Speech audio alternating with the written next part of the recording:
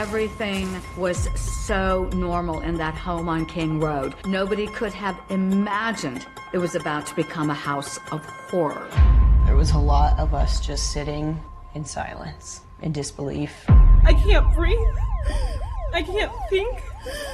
I can't stop shaking. Plus, stunning new details and the newly released body camera video from the first officers on the scene. And see the shocking personal photos taken by the killer himself before that night and hours after. I got nightmares in my head, I fear. Thoughts build up until I can't feel. My mind fills up into a creature, and it haunts me somewhere much deeper. I got nightmares in my head, I fear. Hello and welcome to True Crime Rocket Science. Incidentally, Kohberger's window to appeal expired not very long ago at midnight on September 3rd. That was the day before yesterday.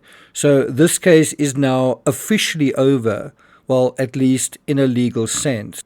In this analysis, I want to examine 7 startling insights in greater detail than we have before, with some of the information coming courtesy of 2020's new documentary Idaho Justice, which drops later today on ABC. But before we get to that, if you haven't subscribed to the channel, please do. Bear in mind, I will be starting quite soon with a new series dealing with preliminary characters. That's in terms of the John Benet Ramsey case. There's also new news in terms of the Barry Morphew case. But before all of that, I'll be dropping a interesting episode dealing with adultery. Look out for that coming probably tomorrow on this channel. If you're finding this analysis worthwhile, interesting, meaningful, please do hit the thanks button. If you've never hit the thanks button, please do hit the thanks button. Who knows, we might highlight your hitting the thanks button in the next episode. And let's get started. So, 7 startling insights in greater detail. Number 1, did Kohberger losing his job cause him to lose it that night, November 13th? So I think another way of thinking about it is, if Kohberger didn't lose his job, would he still have committed the crime? Another way of looking at it is, did he think he had anything to lose when he committed the crime? In other words, if he lost everything, wasn't it like he'd already lost a lot? And so perhaps he wanted a kind of payback. And did him losing his job play into his motive at all? What do you think? And so let's deal with this issue of his mother sending him an article on November 17th, 4 days after the murders. His mother sent him this article about the murders, after the murders, but of course before he was arrested, about Xana putting up a fight.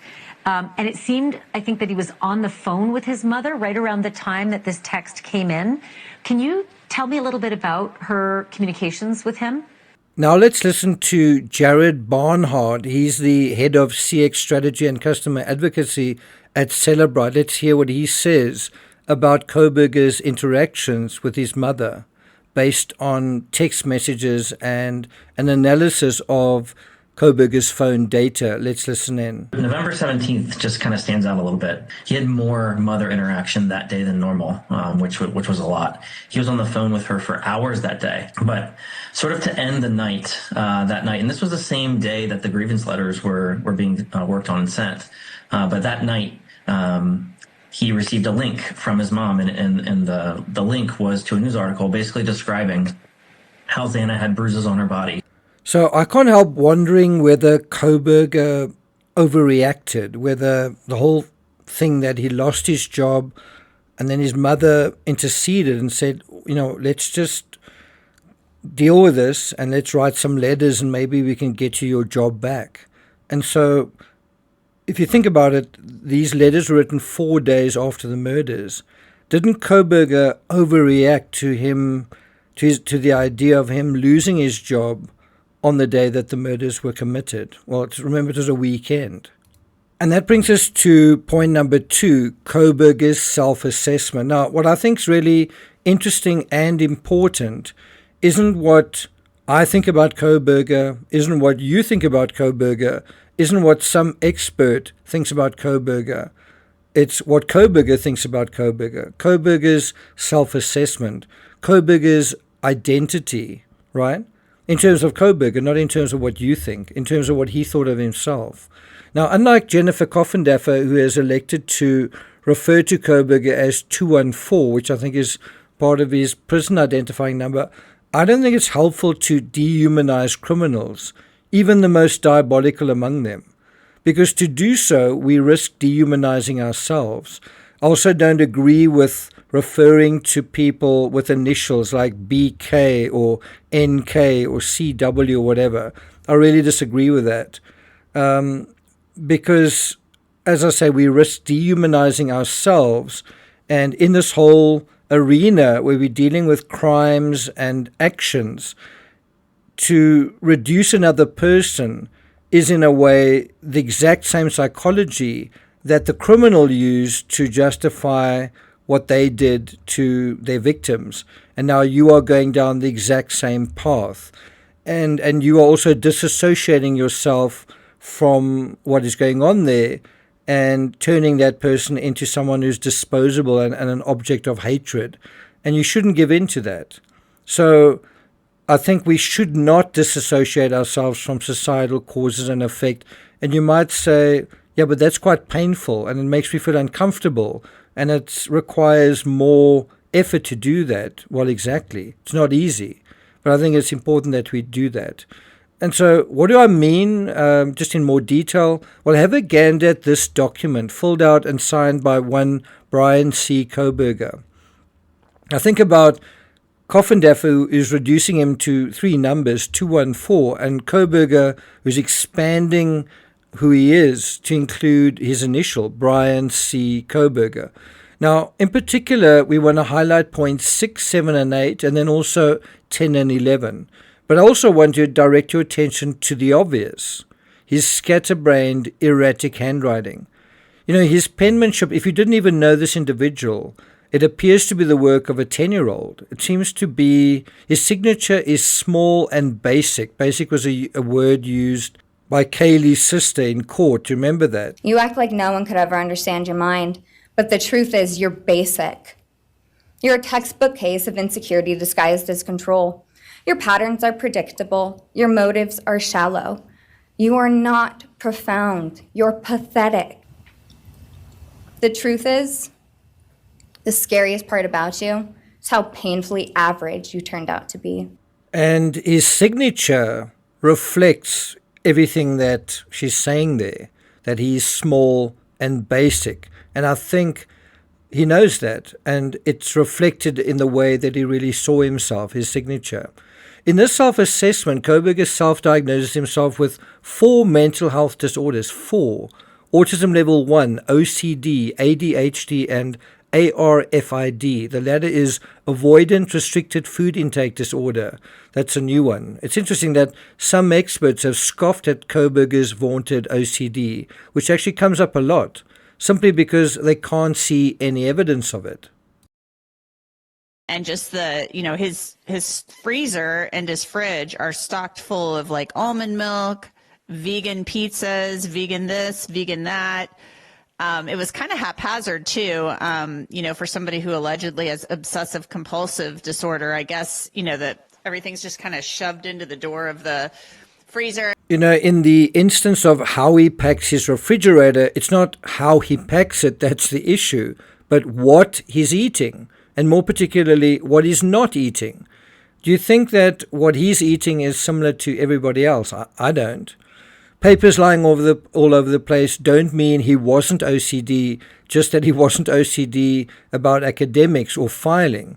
But he was OCD about germs, about throwing his shower curtains away frequently because of the risk of mildew accumulating on them. And look how pristine his bathroom is. Let's see if we can put an image of the toilet, if we can find it, you know, compared to his dust-covered desk. Kohberger's use of a nitrile glove also suggests that he tried to apply some of that OCD stuff in covering up his crime. Well, not very well, as it turned out. So, you know, again, being OCD about something doesn't mean you are OCD about everything.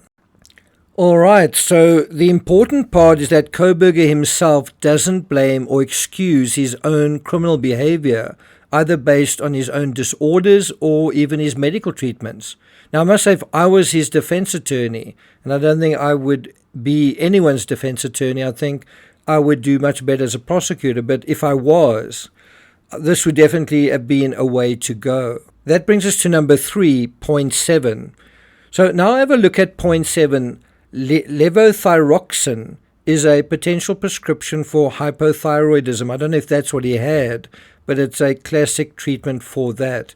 Now, some of the side effects of levothyroxine, the medication Kohberger was using, clearly didn't help. Have a look at some of them. False or unusual sense of well-being. In other words, you're not sure what is real in terms of yourself. Fear or nervousness, in other words, anxiety. Feeling not well or unhappy. Feeling things are not real. Feelings of suspicion and distrust. All of this is really adding up to paranoia. Mental depression.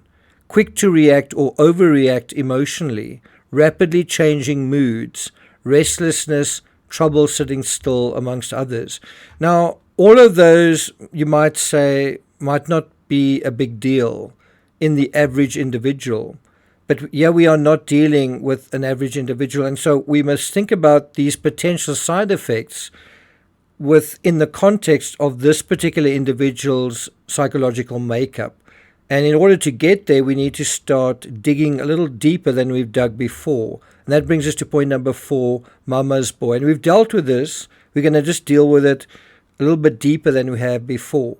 Now, let's ask that question again. Is psychopathy born, made, or a bit of both? Now, first of all, I think by now it's clear that a lot more was going on with Brian than a lack of feeling. And if you've been using the word psychopath repeatedly to refer to Kohberger, I'm sure it gives you a kick and you feel good about it, but by now you should be realizing that there's a little bit more to the story than that. And if you're not interested in that, you should really go away from this channel, because here we are interested in connecting the psychology to the reality. And if you're not interested in that and you just want to call someone names and feel good about that, this isn't the channel for you. Yeah, we are trying to understand criminal psychology. Now, if anything, Kohberger was overwhelmed by too many feelings, as is evident by, have a look at this, what he wrote on his whiteboard in his office. Look at those giant letters, exclamation marks. Look how big those words are compared to other words that are on the board, like criminal. And somewhere he says something, there's the word burger. I don't know if it's part of his name, but it's much smaller. Now, this sentiment, along with the handwriting on his statement of constitutional rights, suggests to me a very naive, needy, not independent individual. In fact, that's his big problem. He isn't an individual because he doesn't know who he is. And he doesn't know he doesn't know how to be who he is, in part because of all of these disorders, because of all the anxiety. And so, in my opinion, the antidote to a lot of this dysfunction is simply getting out into the world and just being in it, participating, flexing those weak social skill muscles. And you might say, well, how is he supposed to do that if he's being rejected at every turn? Well, I don't know what the answer is, but he needs to figure that out. You know, the aggravator is cowering alone at home, ruminating and basically living inside a cage of perceived disorders and perceived invalidation from the outside world. And remember, Kohberger didn't just arrive at this point and suddenly the world doesn't accept him and he's naked against the world. You know, there was also a lifetime of bad habits that predated this, such as playing computer games and taking hardcore drugs, right? And in my opinion, a big part of Kohberger's dysfunction was his mother. We see evidence of her in his apartment as well. And by no means am I saying he committed this crime because of his mother. He committed this crime because of him. I'm simply saying some of the areas we might want to look at are, I think, perhaps different to what you might think. So instead of looking at a disorder, what could have aggravated the perception of this disorder, the perception of this anxiety? Well, if you're a mama's boy, well, mama's going to be telling you how serious this disorder is, isn't she? And look at this card. A son leaves your home, but never your heart. He discovers his own happiness, which in turn becomes yours. And is that what happened here? Instead, her son discovered tragedy and despair, which in turn has become hers. Now, like Kohberger's OCD, Kohberger's mother pops up frequently in the narrative as well, including on the day of the actual incident. Did you know that? And so that's why I think she's a greater factor here than many have previously suspected, including me. So that brings us to number 5, coddling up close. My impression is that 28-year-old Kohberger was coddled as a child. I think Lucy Letby was as well. And worse, that coddling appeared to continue. I think coddling is also an issue in the Ramsey case. Anyway, despite meaning well, mothers who coddle their sons actually can make their lives in the real world a lot harder to deal with. So it's kind of counterintuitive and counterproductive. You're trying to make the world softer and easier, and instead you actually kind of fucking them up, right? You're fucking up a young person so that they even less able to deal with the world. And so I found this really fascinating article in Parade. I'll put a link to it in the description. 11 traits of people who were coddled as children, according to psychologists. Just look at this. Number 1, low frustration tolerance. You know, him writing on his office whiteboard to effectively hang in there, right? Take it easy, don't give up, hang in there. In large all caps just shows the opposite. You know, that he wasn't and that he couldn't hang in there, that he wasn't taking it easy, that he was about to give up, that he was struggling with frustration tolerance. Can you imagine any of the other WSU professors or teachers writing the same thing on their whiteboards? And I do think low frustration tolerance is part of the reason he committed this crime, was he was feeling very frustrated, to put it mildly. He was taking out his frustration on basically fellow students who were living it up and having it all, and he didn't like that. Number 2, over-reliance on external validation. Dependency on others for emotional regulation. All of this is the legacy of coddling. Think about over-reliance and external validation in the college setting and consider what happens when you over-reliant on external validation and you're being invalidated by the actual college setting, both in a private sense, like in terms of Kohberger reaching out to try to make friends and girlfriends and failing, as well as in the more public sense of the classroom, where they don't like him either. Now, instead of being this cool psychopath, what's really going on is he's being super sensitive to how they are treating him, right? And that brings us to the next one, number 3, who was soothing Kohberger in the setting, right? Absolutely no one. Then there's also difficulty making decisions, lack of healthy boundaries, entitlement. But again, think about all of these things related to coddling, and he's taking medication that is distorting his sense of reality as well. So in other words, you've got an individual who's already unstable, who's already got a distorted sense of reality, and now he's taking medication that is making him feel things in an even more false way. The ground beneath his feet is literally starting to shift, right? And it's no wonder that he's going to have trouble with the reality that he's in, as troubling as it was anyway. And, not only is the crime itself, Kohberger acted out a perceived sense of entitlement, brutishly and childishly, but we can see how he is entitled in many of his interactions. Kaylee's sister also spoke about this during her speech. It also comes across during some of those traffic stops. But behind the mask of entitlement is a cowering coward who is afraid of the world and not able to stand up and properly argue for what he thinks he should have. And I think when people talk about the psychopath, they don't see the real Kohberger. They don't see what's really going on, which is someone struggling with anxiety And there are many of us that are going through similar struggles. We're just not absolutely paralyzed by it, absolutely rendered dysfunctional by it. So again, think about the next two in the context of taking a plea deal to avoid appearing in court, to avoid accounting for his sins and being confronted in a public setting for his crimes. Look at this: conflict avoidance, never learning how to navigate disagreements. Adults who were coddled as children may be more likely to ghost, shut down, or withdraw to avoid confrontation. Well, that's exactly what he's done. Difficulty with accountability. And so the last two bring us back to the childish signature and the childish sentiment on the whiteboard, as well as the childish stupidity of the crime itself. Difficulty caring for themselves and others, and emotional immaturity. And so, coming to the second last point, how do people with no self-esteem assert themselves? Well, the answer is with violence. They try to make other people afraid. They try to assert their dominance, control, etc., but basically with violence.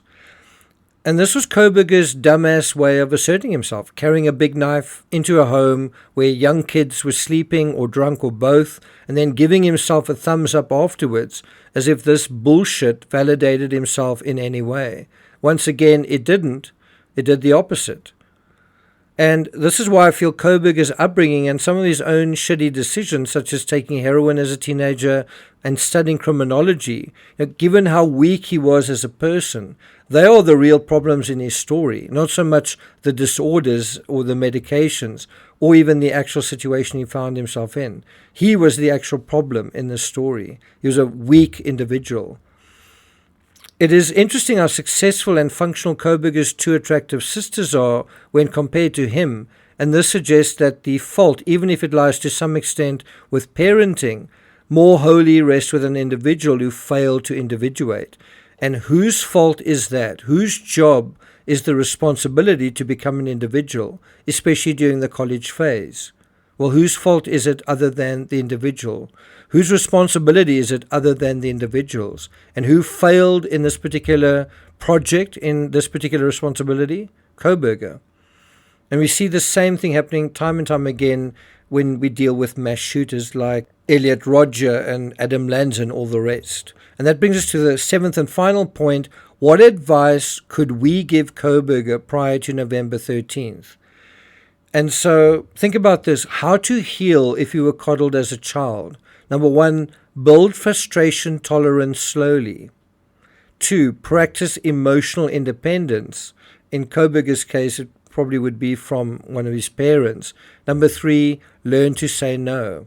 Well, including to things like drugs and playing computer games and going down certain paths of least resistance, and even say no to these obsessive compulsive compulsions, right? And so boundaries are key, and you deserve to set and maintain them, right? No means new opportunity. It means you might feel smothered with caretaking. Say no, walk away, and do something different. There are other ways to make friends than in the classroom. There's sport, there's the outdoors. There are common areas that people take interest in, such as, food, veganism. Sometimes even online. Kohberger, as we can see in his barely coherent effort to write his own name, probably wasn't suited to the career he chose. So let me ask you, I think, quite an interesting question. If you were Kohberger's guidance counselor, if it was up to you, what career choice would you have suggested? At the end of the day, it was his choice. But if you could have changed the outcome here, and the outcome could have changed based on him simply being fascinated not with psychopaths and serial killers, but something else, what area would we have gone into? Something to do with the human body, like physical fitness, training, some kind of like a fitness instructor or something, right? Because apparently he was capable of good grades in the classroom. His real weakness, though, it appears, was the real world. And this crime fully exposed that. Anyway, I'd like to know what you think about this assessment in the comments. Thank you for listening, and I'll see you guys next time.